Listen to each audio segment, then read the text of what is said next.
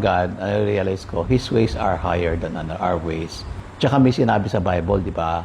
He's able to do immeasurably more than you could ever think or imagine. Madalas kasi kumikilos na siya sa buhay natin, pero hindi natin nare-realize na nandun siya, kumikilos siya, di ba? Kasi meron tayong idea kung paano siya kikilos. Gusto natin na kumilos siya na sa ganitong paraan. Pero actually, kumikilos siya. Pero hindi natin nakikita kasi iba yung kilos niya eh. So, ang mangyayari nun is, in the future, when you look back, marirealize mo, siya pala yun. Hindi ko ma-imagine paano siya kumilos ng ganon.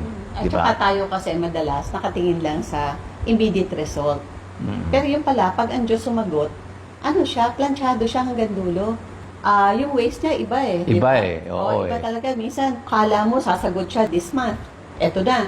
Pero yung Oo. pala, ino-honor niya lahat. Pero pagdating siya long range. Kasi he knows the future. Alam niya yung past, present, and future. And then, ino-orchestrate niya yung lahat ng mangyayari para sa kabutihan mo. Di ba sabi sa Bible, Romans 8:28, all things work out together for good to those who love God and who are called according to His to His purpose. purpose.